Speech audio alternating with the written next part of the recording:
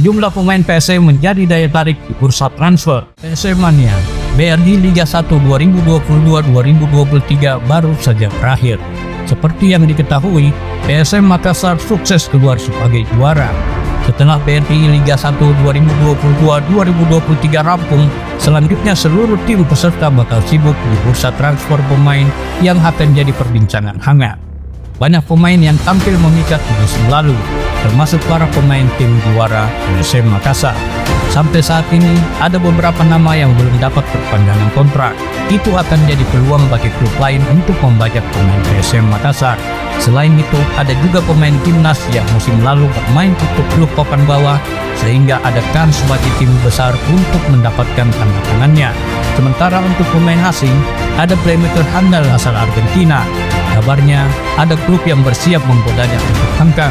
Siapa saja pemain itu? Yang jelas, para pemain ini punya nilai kontrak tinggi dibandingkan musim lalu. Mari kita simak daftarnya versi bola.com berikut ini. Jonathan Bustos. Gelandang Argentina ini tampil luar biasa bersama Borneo FC. Pemain tidak itu punya skill tinggi dan bisa mengatur irama permainan timnya. Bustos tampil dalam 30 pertandingan. Dia mencetak 5 gol dan 8 assist. Statistik itu sudah menunjukkan seberapa penting perannya bagi Kusut Etang, bukan Borneo FC.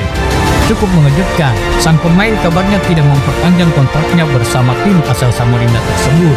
Santer dikabarkan Persija Jakarta akan jadi pelabuhan selanjutnya. Tapi ada juga yang mengatakan dengan PSS Sleman. Tentu saja sebuah keuntungan besar bagi Persija atau PSS Sleman jika mendapatkan tanda tangan Bustos, karena dia bisa membuat serangan tim lebih tajam. Selama ini Bustos jadi pelayan andal untuk para striker. Bustos sudah berkarir di Indonesia sejak 2021 lalu. Dia langsung membela Borneo FC.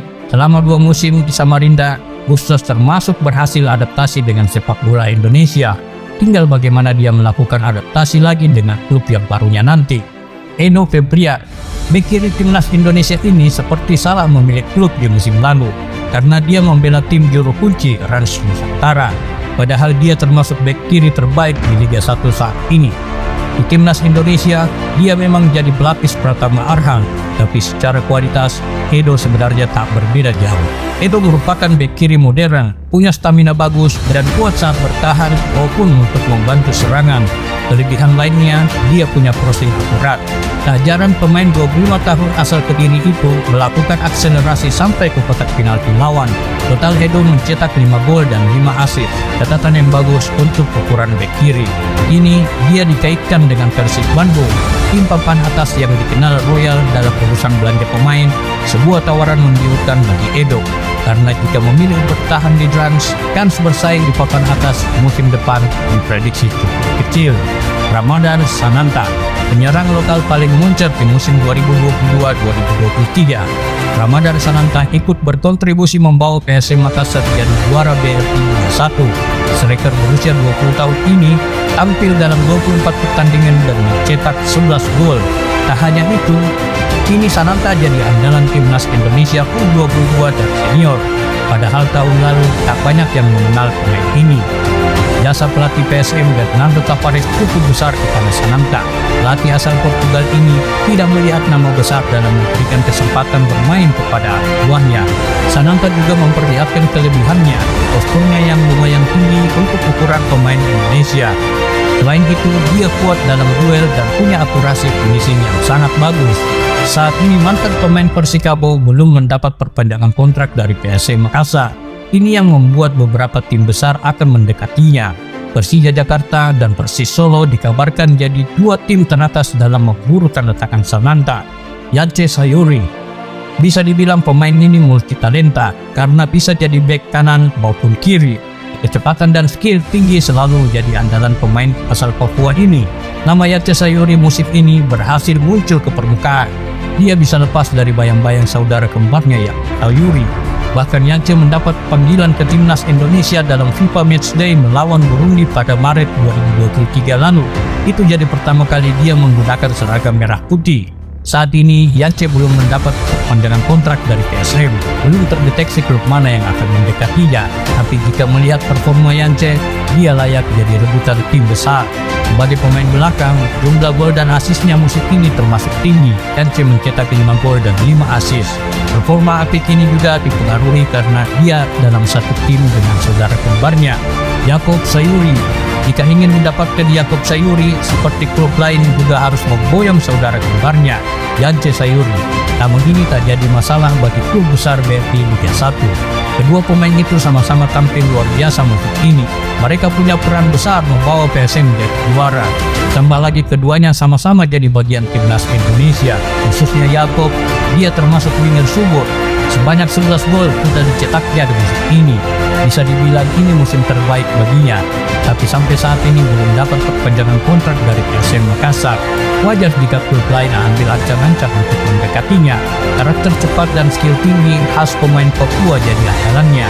Selain itu, Yakob juga bisa bermain di beberapa posisi. Bersama timnas Indonesia, dia sempat dicoba untuk menjadi bek kanan dan dia menjalankannya dengan baik. Pemkot Parepare benahi drainase Stadion B.J. Habibie jelang PSM versus Bali United. PSM Mania, pemerintah Kota Parepare, Sulawesi Selatan memperbaiki drainase Stadion Gelora B.J. Habibie jelang laga PSM Makassar versus Bali United di playoff koalisi Liga Champions Asia. Perbaikan dilakukan agar air tidak tergenang di saat hujan. Saya baru saja meninjau kondisi terakhir Stadion B.J. Habibie dengan didampingi manajemen PSM Makassar dan Polres Parepare, kata Wali Kota Parepare, Taufan Pawe, kepada media. Taufan Pawe mengatakan salah satu persoalan yang dikeluhkan dari Stadion B.J. Habibie yakni terjadi genangan saat hujan, sehingga pihaknya fokus memperbaiki aliran air dari drainase lapangan. Salah satu kendala jika tingkat curah hujan tinggi, maka terjadi genangan di lapangan. Setelah dievaluasi bersama manajemen PSM, ternyata sumber masalah di drainase atau pembuangan air keluar dari lapangan, jelasnya. Taufan juga menuturkan perbaikan drainase paling lama dikerjakan 1 pekan ke depan. Dia berharap setelah drainase dibenahi, maka tidak ada lagi genangan air di lapangan. Kita sudah lihat tadi, sudah dilakukan pekerjaan. Estimasi 1 minggu selesai dikerjakan, paparnya. Setelah perbaikan drainase, Taufan menilai rumput lapangan juga perlu perawatan, sehingga saat digunakan pada laga playoff kualifikasi Liga Champions Asia, PSM Makassar versus Bali United nantinya tetap nyaman digunakan. Kami akan melakukan penyegaran rumput juga, katanya. Pada leg pertama, PSM akan bertandang lebih dulu di Stadion Kapten Iwayan Dipta Bali pada Selasa 6 Juni 2023 pukul 20.30 waktu Indonesia Tengah. Kemudian leg kedua, giliran PSM menjamu Bali United di Stadion Gelora B.J. Habibie Parepare Sabtu 10 Juni pukul 19.30 waktu Indonesia Tengah.